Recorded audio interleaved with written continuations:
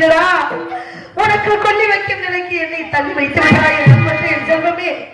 10 மாதம் சுமந்து பெற்று உன்னை பால் ஊட்டி சீராட்டி அந்த கொடிய நாகத்தின பலி நான் என்ன செய்வேன்? என்ன கண்மணியே, முன்னாடி உனது தந்தை முக்கண்ணனை நோக்கி அன்னம் உண்டாமல் அருந்தவம் செய்தார் வெள்ளை உடையோர் விமலாருளி அருளினா கருவுருவாகி காரணமாகி திருவுருவாக என் வயிற்றில் ஜனித்த நான் பெற்ற என் தன்னே கண்ணே கண்ணே போரா மாதம் உடலது தளர்ந்து மாதம் என் இடையதும் விழுந்து 3ஆம் மாதம் முகமெல்லாம் விழுந்து 4ஆம் மாதம் தழுவிய மசத்தை நன்மணிகள் மலர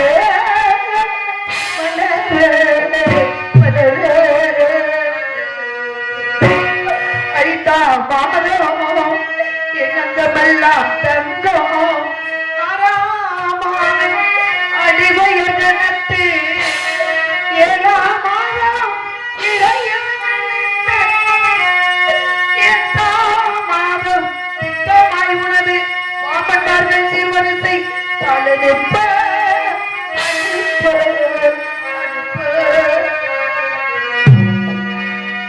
9ஆம் மாதம் ஓலை போல் சுருண்டு உளவி நடந்து 10ஆம் மாதம் பாடகன் சுரண்டு பாலகா உன்னை பெற்று பாப்பைக்க பணி கொடுத்தா நான் பட்டு என் காட்டே உறார் இல்லை விட்டார் இல்லை உறவினர் யாரும் இல்லாமல் அனாதை போல நின்று கொண்டிருக்கின்றேனடா. நான் என்ன செய்வேன்? பிரிவுகளுக்குள் வரவில்லை என்றால் 1000 பைசலை குற்றத்துக்கு ஆளாக்கி விடுவாய் என்று அம்மா எளிமை உண்டு வேதியர் கட்டளை விதித்திருக்கின்றாரா? உனக்கு கறி வைத்துவிட்டு விடுதலுக்குள் சென்று சத்தியத்தை காக்க வேண்டும். மகளை சத்தியத்தை காக்க வேண்டும். சொல்லி வைக்கவே போறேன்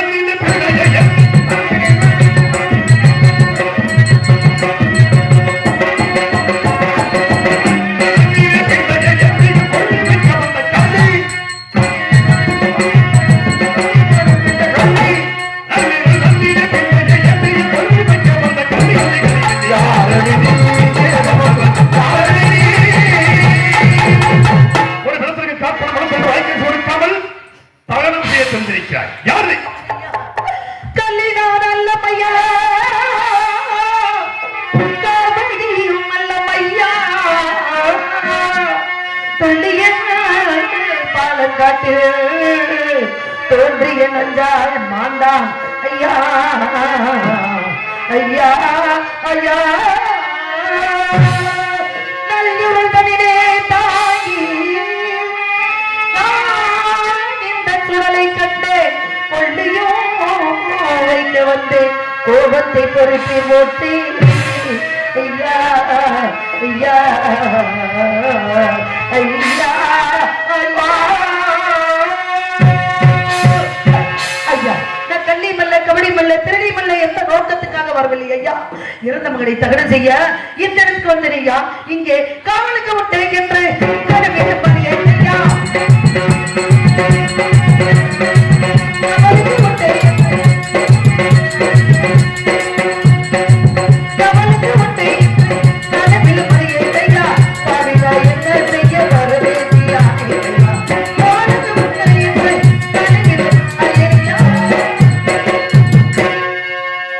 இல்லை கபடி இல்லை எங்கிருந்து எங்கே வந்தா எங்கே கால எங்கிருந்து எங்கே வந்தா எங்கே கால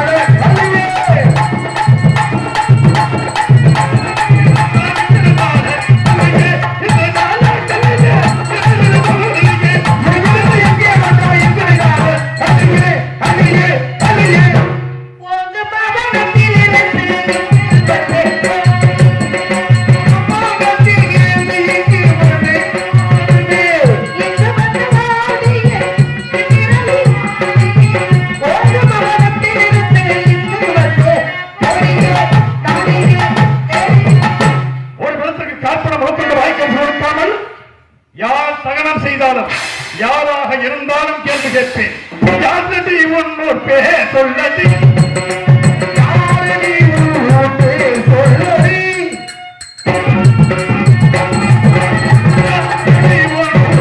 சொல்லடி மிக அசலைய துணைக்கு சொல்லடி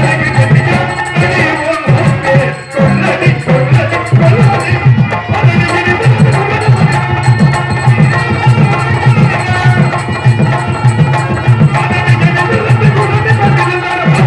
அவனுக்கு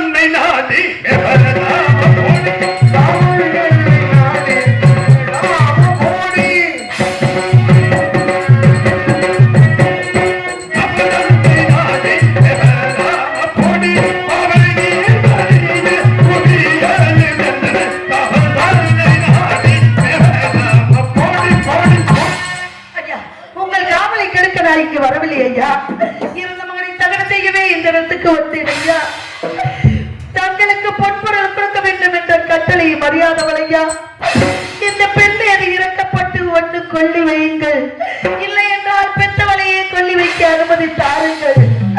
இப்படியெல்லாம் காவலை தடுப்பேன் என்று நினைக்காதீர்கள் ஐயா. அந்த நோக்கத்துக்கு இங்கு வரவில்லை. இது என்ன காலம், ஏதான காலம்.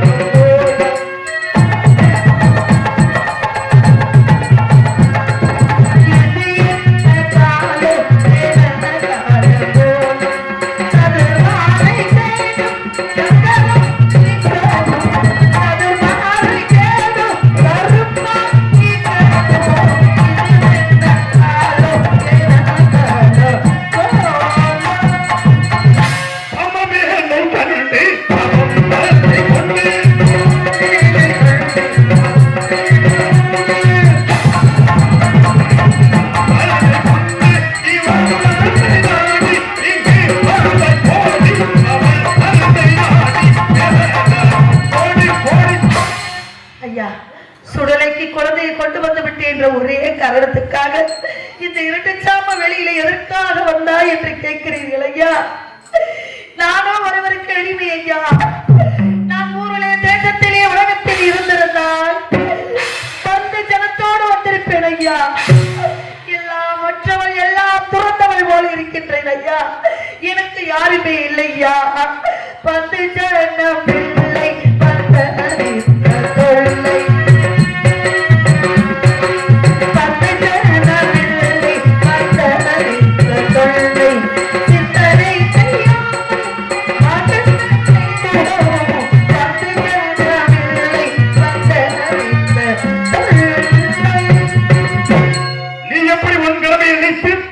இந்த குழந்தையை அஞ்சி நடுங்கி இந்த பயான கிரைவன் பயணம் செய்ய வந்திருக்கிறாய். அதை போல் நான் ஒருவனுக்கு அடிமை. என் எதிர்மானுக்கு சேவையை கார்பணம் மனத்தோடு கொடுக்க வேண்டும். வாய்க்கரிசி எனக்குரியது, அதை நீ தர தேவையில்லை. எதிர்மானுக்கு சேவையை கார்பணம் மனத்தோடு அவன் கொடுக்கலாம் அல்லவா? என்ன இது எதிர்த்து பேசிக்கொண்டே இருக்கிறாய்? சொல்லிக்கு நிலைக்கு வந்து இசமாய் கொள்ளிதல்லை இத்தனம் என்று வீணே நிச்சயமாய் பேசுகின்றான். நீர்மொழி சபத்தை தூக்கி ஓட்டமாய் எடுத்துச் செல்வாய். உனக்கிட்டே தள்ளி வர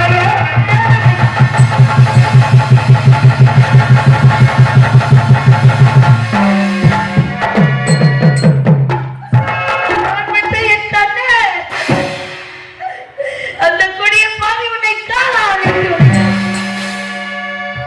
உன் அருமை தெரியுமா அவனுக்கு?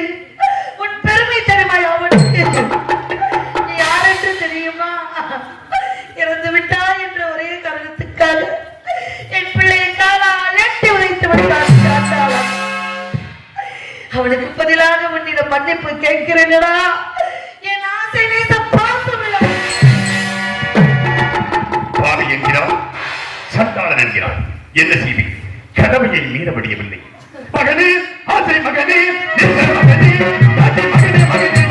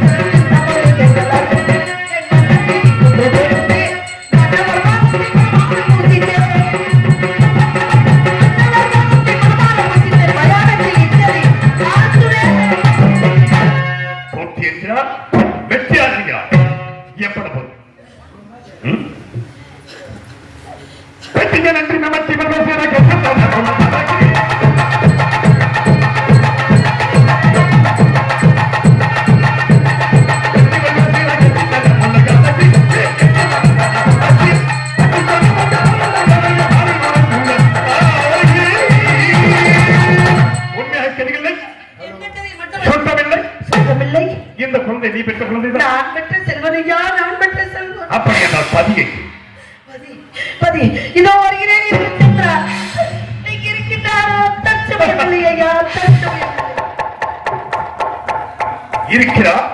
ஆனால் தற்சமயம் இங்கு இல்லை. இப்படியும் ஒரு பெண்ணொரு தீர்ந்த காட்சி மாநகரத்தில் என்னை நம்புங்கள் ஐயா, நம்புங்கள். என்ன இது? இவள் களத்தில் ஏதோ பனீர் பனீர் பனீர் என்று மின்னிக் கொண்டிருக்கிறது. என்று பார்க்கிறேன்.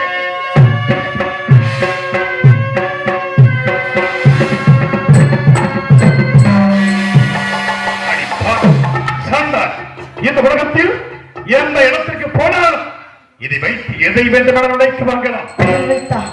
எதை வைத்து எதை வைத்து உன்னிடம் ஒன்றுமில்லை, ஏதுமில்லை. மறைக்கிறாயா? எதுவுமில்லையா? ஒன்றுமில்லையா? மறைக்க மாட்டேன். காதில் விட்டு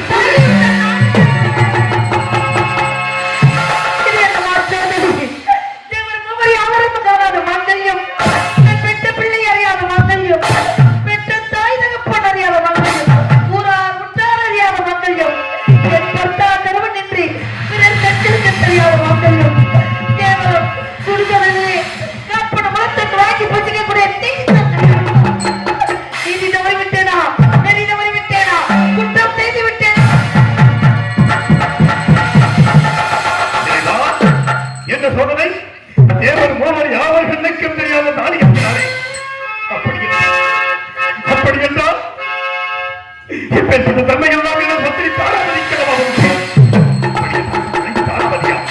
என் மனைவி தாராபதியா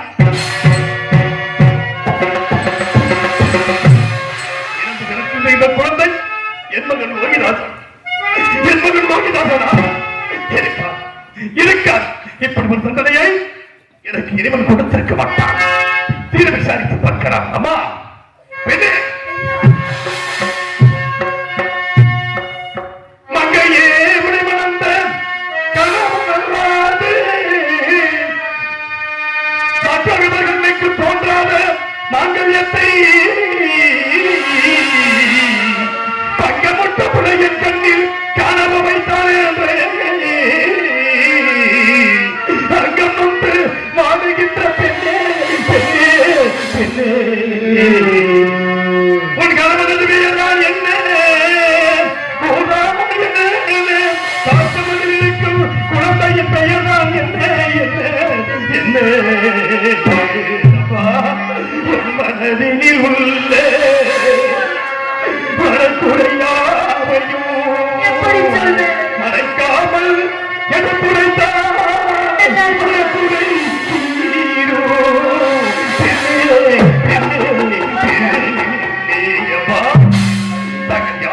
எந்த நாட்டை சேர்ந்தவர்கள்?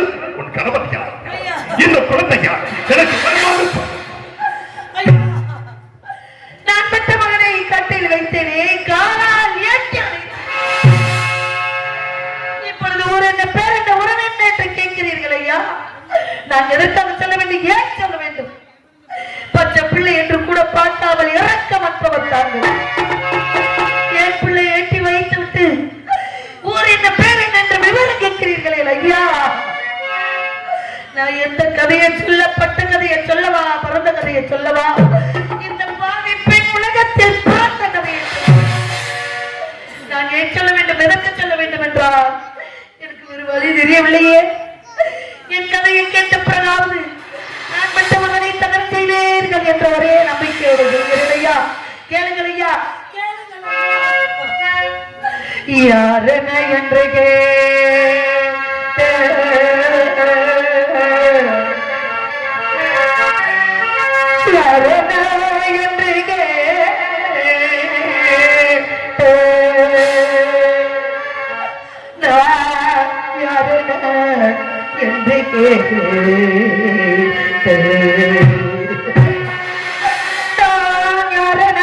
என்று கேட்டு அன்புள்ள காவல்துறை ஐயா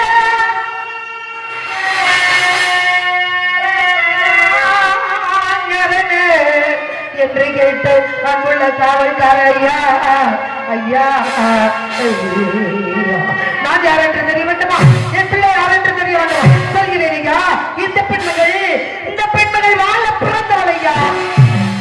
நான் பெற்ற மகனை இந்த உலகத்தையே ஆள பிறந்தவள் ஐயா. என் தந்தையோ கண்ணமாபுரியின் அரசன், என் தந்தையோ ஆயோத்திக்கவன்.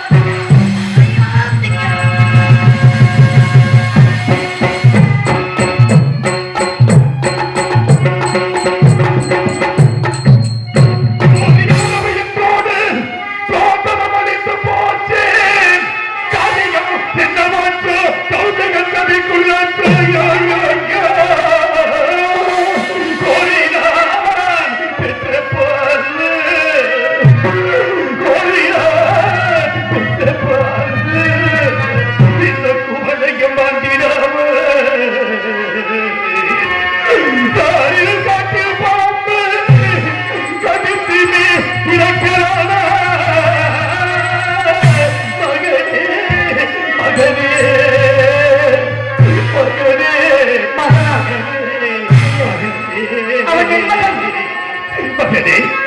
என் செல்வமே கோசல நாட்டின் குலவிளக்கு அயோத்தி மாநகரத்தின் இளம் தென்றலை நடுகுலத்தில் உதித்த நத்தினமே சீரழிந்து கிடக்கும் செல்வ சீவானை நீ இறந்து விட்டாயா நான் இறந்து எனக்கு கொல்லி போடுவாய் என்று நினைத்துக் கொண்டிருந்தேனே ஆனால் நீ இறந்து விட்டாய் உனக்கு கொள்ளி காசு கூட வழி இல்லாமல் நிற்கின்றோமே நான் என்ன செய்ய போகிறேன் நான் பிறந்த காரணத்தை நானே அறியும்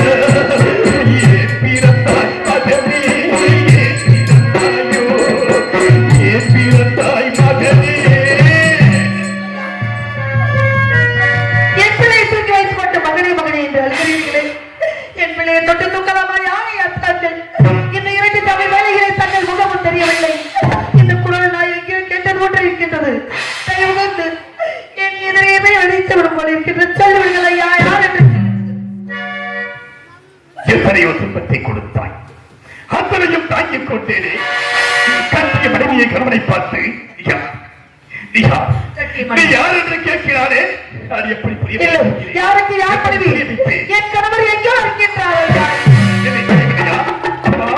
பெண்ணே என் கண்மணியே என் கண்களுக்கு கண்கொள்ளா காட்சியாக தெரிந்த என் மனோட உயிரோடு கலந்திருந்த உத்தமியே இந்த மனித மயானத்தில் மாற்றம் கொண்டிருக்கும் மாசற்ற மாணிக்கவே தெரியவில்லையா என்னை தெரியவில்லையா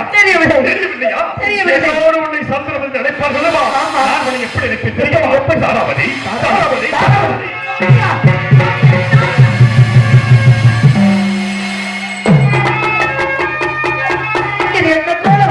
இது என்ன கோலம் காவி உடை தரித்து சென்று இப்பொழுது கருப்பு உடை தரித்து மயான வர காரணம் என சொல்லுங்கள்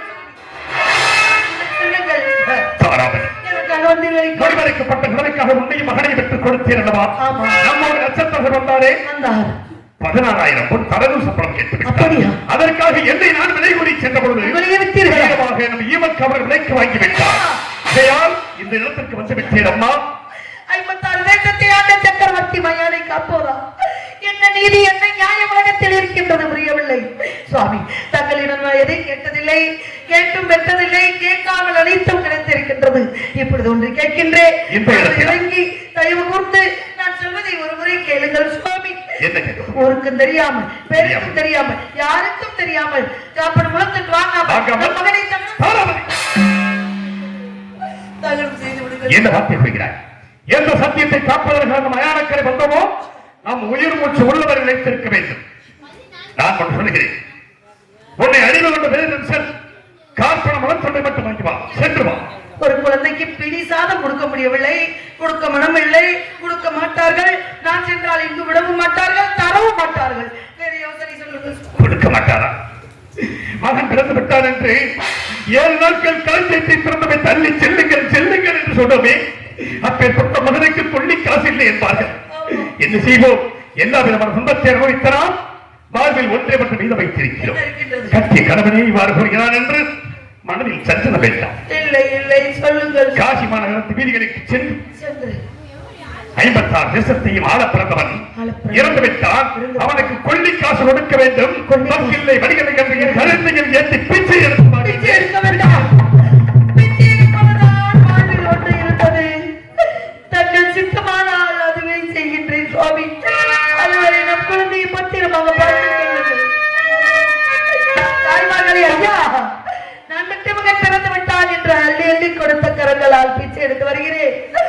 உதவி செய்யுங்கள் தாயே. ஐயா, தாய் தந்த பிச்சையிலே அம்மா நீங்கள் தரும் பிச்சையிலே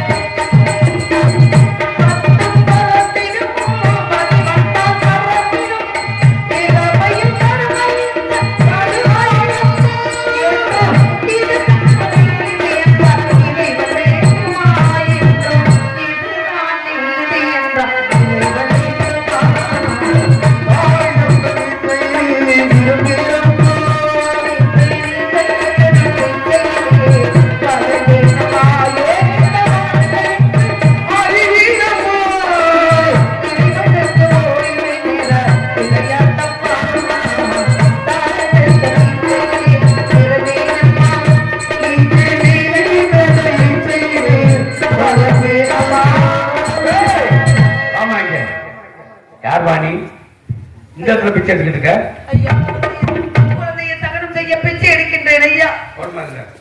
நான் போட மாட்டேன், என் கணவர் கொண்டு வர சொல்லியிருக்கிறார். கணவர் கொண்டு வர சொன்னார்னா ஏற்ற ஒரு வார்த்தை நீங்க கேட்கணும். நான் யார் பேச்சையும் கேட்க மாட்டேன் ஐயா, அவர் பேச்சை மட்டும் தான் கேட்கிறேன். ஒழுங்க மரியாதை இதுல தர மாட்டேன் ஐயா. தரமாட்டியா? இப்போ நீ என்ன செய்யறேன்பா, இந்த பயிரை கழுத்துல வச்சு கொண்டு இருக்கிற யாரைய மயான கவல் இதோ நிற்கின்றானே சண்டாளி பாதகத்தி. சரி, எங்களது இளவரசர் கனகவேந்தனை கழுத்தெடுத்துக் கொண்டு விட்டார். அதற்காக எங்களது மன்னர் வீரபாகனிடம் சென்றார். இவளை வெட்ட சொன்னார். வீரபாகோ மயானத்துக்கு செல், அங்கே என் அடிமை இருப்பார், அவனிடம் இந்த வாளை கொடு, படித்து பார்த்து கொண்டு வாழ்ந்தார். பிடிவாளி கொடு கோழை. பொழுது விடுவதற்குள் கொலை செய்த குற்றத்துக்காக விட்டவர் என்னமா வீரபாகவா என்னை கொலை செய்ய சொன்னார். என்னை பச்சிடம் குழந்தையை கொல்லப்படவில்லை. அப்பேற்பட்ட பொடியெடுத்து பிடித்தவர் இந்த காசி மாநகரத்தில் இருக்கிறார் என்றால் நினைத்து கூட பார்க்க முடியவில்லையே. யாராக நீ கொலை சொன்னாய்? நான் கொலை செய்யவில்லை, பிச்சை எடுத்துக் கொண்டிருந்தேன். ஒரு குழந்தை இறந்து கிடந்தது, யார் பெற்ற பிள்ளையோ என்று தாய் உள்ளத்தோடு எடுத்து அழுது புலம்பிக் கொண்டிருந்தேன். அந்த குழந்தையை நான் கொன்றேன், குற்றவாளி என்று கொண்டு வந்து நிறுத்தி விட்டார்கள். நான் குற்றவாளியா கொலைகாரியா சொல்லுங்கள். நீ தவறு செய்தவர்களுக்கு நன்றாக தெரியும். ஆனால் எஜமான் கட்டளையை பார்த்தாயா? உன்னை வெட்ட வேண்டுமா? உன்னை வெட்ட வேண்டுமா? நான் எப்படி வெட்டுவேன்? கண்ணையே சுவாமி, எஜமான் கட்டளை விதித்திருக்கின்றார் என்றால் அதை நிறைவேற்றுவது நம் கடமை அல்லவா? வெட்டி சத்தியத்தை காத்துவிடுங்கள் பிரபு. நாட்டை இழந்தேன், குடிமக்களை எல்லாம் பிரிந்து வந்து மனைவியும் மகனும் இருக்கிறார்கள் என்று பார்த்து கொண்டிருந்தேன். மகன் இறந்து விட்டார், நீயாவது என்னோட இறுதி வரை இருப்பாய் என்று நினைத்தேன். ஆனால் நீயும் என்னை விட்டு போக துணிந்து விட்டாயா? துணிந்து விட்டாயா? இல்லை சுவாமி, உங்களை விட்டு என்றைக்கும் நான் செல்ல மாட்டேன் ஐயா. அடி வண்ணக்கிளியே இங்கு தன்னந்தனியே என்னை விட்டு விட்டு போக சம்மதமோ? அடி வண்ணக்கிளியே இங்கு தன்னந்தனியே என்னை விட்டு போக சம்மதமோ? விட்டு போக சம்மதமோ?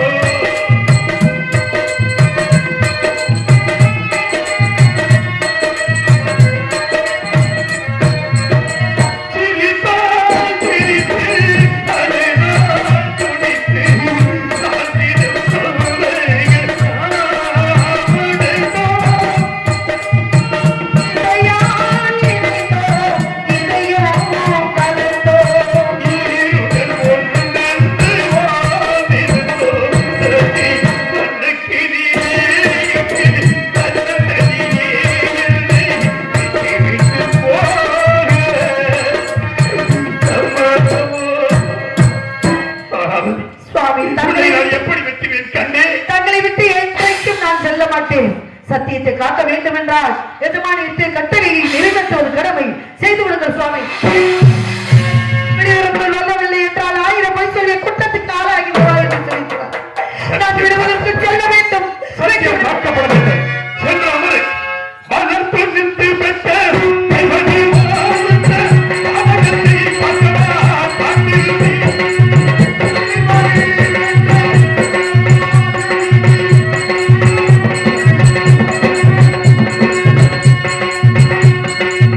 அபிப்பகர்ந்ததி கண்ணனையே விட்ட அனுபவம் காணுதடி பெண்ணரசே.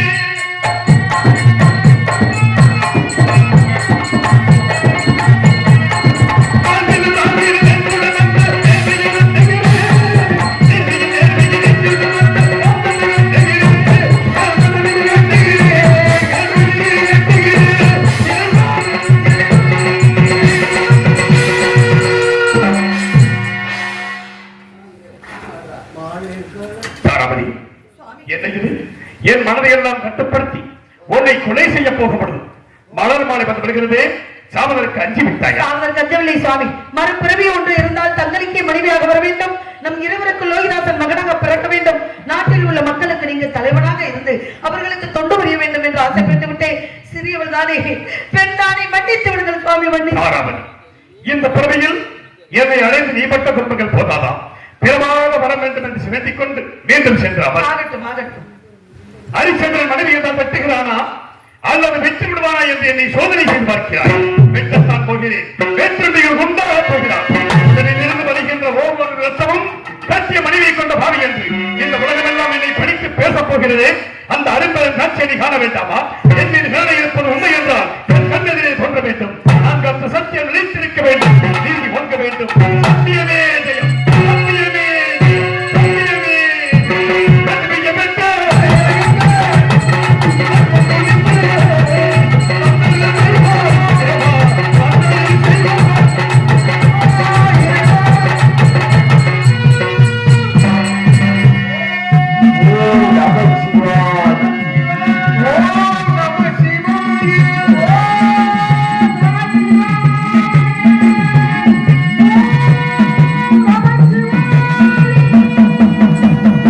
ஹரிச்சந்திரா, நீயே உத்தமன், நீயே சத்தியவேந்தன், இந்த உலகம் முழுவதும் புகழ் வாங்க வேண்டும் என்று இப்பேற்பட்ட நாடகத்தை நடத்தினோம். எனது திருவிளையாட்டும் இது ஒரு விளையாட்டு. பார்த்தையா, 33 கோடி தேவர்களும் காட்சியளிக்கின்றார்கள், 47 ரிஷிமார்களும் காட்சியளிக்கின்றனர். ஹரிச்சந்திரா, உனது மகனும் உயிர் பெற்று வருவார், காஜராஜ மகன் கனகவேந்தரும் உயிர் பெற்று வருவார். ஹரிச்சந்திரா, நீ காத்தது மயானம் அல்ல, அதோ பார்த்தாயா யாகசாலை. உன்னை விலைக்கு வாங்கினவர் வீரவாக அல்ல, யமதர்மராஜா. உன் மனைவியும் மகனை விலைக்கு வாங்கினவர் காலகண்டன் அல்ல, அக்னி பகவான் உனது மகனை கடித்தது பாம்பல்ல, எனது மகன் முருகனை கவர்ந்து சென்றான். ஹரிச்சந்திரா, மறுபடியும் சென்று அயோத்தி நாடு சென்று ஆட்சி உள்ளார். அப்படியே ஆகட்டும் சுவாமி, அப்படியே ஆகட்டும். நம சிவாய, ஓம் நம சிவாய,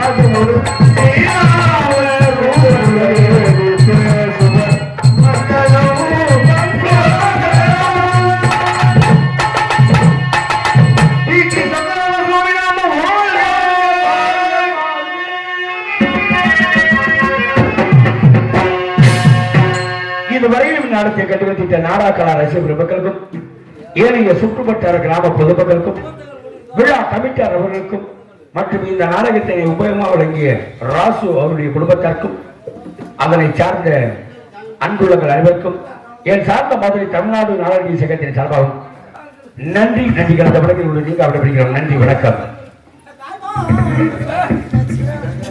சமயங்களுக்கு முன்னாடி பார்த்து பார்த்துக்கிறேன். இந்த மாதிரி நாடகம் எங்கேயுமே பார்க்கல.